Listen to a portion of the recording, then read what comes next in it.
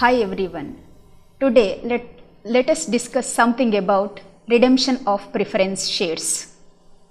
If we need funds for the purpose of building, construction, or for the purpose of education or purchase of vehicles, we will borrow loan from banks. After the expiry of certain period or in installments, we have to repay it. Similarly, if a company is in need of funds, it can raise funds through issue of various securities like shares, debentures, bonds, etc. After certain period, it has to repay the funds to the investors. Such process of repayment is called as redemption. The company can raise funds through issue of equity shares or preference shares or debentures or any other securities. If company issues equity shares for the purpose of raising funds, it will be the permanent capital to the company because it can be redeemed only on its liquidation. But if company issues preference shares to the general public for raising funds, then the company cannot issue irredeemable preference shares.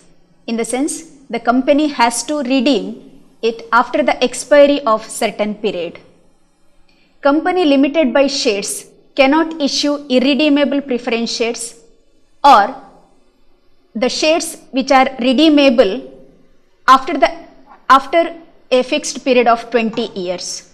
In the sense, the company can issue preference shares for a maximum period of 20 years. Within 20 years, it has to redeem its preference share capital. So, what is redemption of preference shares? Process of repayment of the redeemable preference share capital to the preference shareholders either at the option of the company or at the expiry of a fixed period of time during the lifetime of the company. It's called as redemption of preference shares. There are certain provisions of Companies Act which have to be followed by the company while redeeming its preference shares. Section 55 of the Companies Act 2013 notes such provisions. The first provision is a company cannot issue irredeemable preference shares or those shares which are redeemable after expiry of 20 years. The second one is a company can redeem only fully paid shares.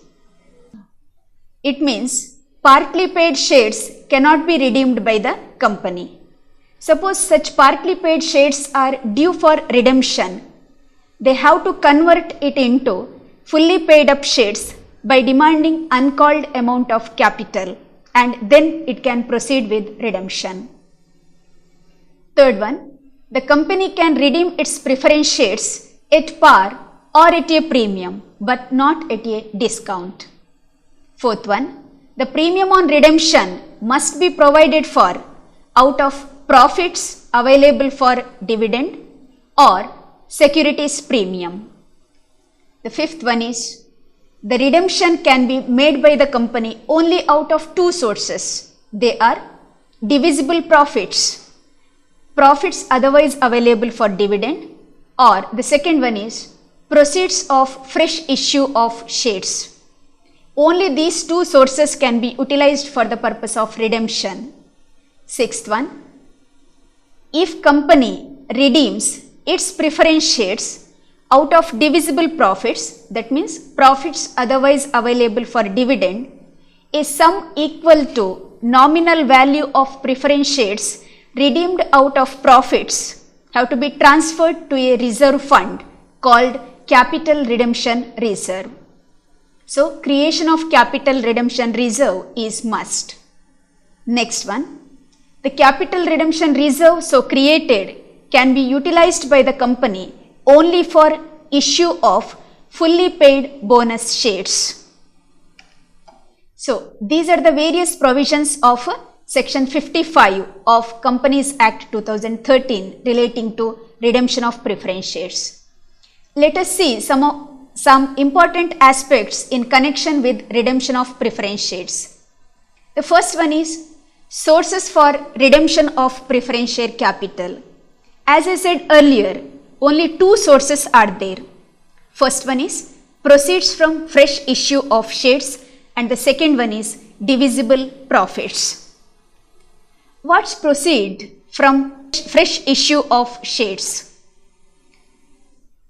If the shares are issued at a premium, then nominal value of the shares itself will be the proceeds from fresh issue of shares for the purpose of redemption. If the shares are issued at par, I mean at face value, then the nominal or face value of the shares will be the proceeds from fresh issue of shares. If the company issues shares freshly at a discount, then net amount received will be the proceeds from fresh issue of shares. Then second point to be noted is divisible profits out of which capital redemption reserve can be created. First one is reserve fund or general reserve. Second one, profit and loss account credit balance. Third, dividend equalization fund. Next is insurance fund, workmen's compensation fund, workmen's accident fund, debenture sinking fund, contingency reserve, taxation reserve, or any other reserves which are created out of profits will be considered as divisible profits available for redemption of preference shares.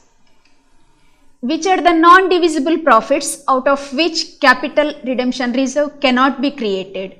The examples are securities premium account balance, debenture premium, forfeited shares account, capital reserve, development rebate reserve are the examples for non-divisible profits. Next important point to be noted is profit or loss on sale of assets. Suppose the company sells its fixed assets for the purpose of redemption, then profit or loss on sale of assets has to be treated as follows. It has to be, if there is any profit on sale of assets, it has to be added to the profit and loss account balance, and if there is any loss on sale of assets, it has to be deducted from the profit and loss account balance. Then adjusted profit and loss account balance has to be considered for redemption. Let us see the accounting entries relating to redemption of preference shares. For easy understanding, I have categorized the whole entries into 4 steps. First one, entries for the fresh issue of shares, debentures or sale of any asset made by the company. The entries are for issue of shares at par, bank account debtor to share capital account. For issue of shares at premium, bank account debtor to share capital account to securities premium account. If the shares are issued at discount, the entry is bank account debtor, discount on issue of shares account debtor to share capital account. For issue of debentures, the entry will be if the debentures are issued at par, bank account debtor to debentures account. If the debentures are issued at premium, the entry will be bank account debtor to debentures account to securities premium account.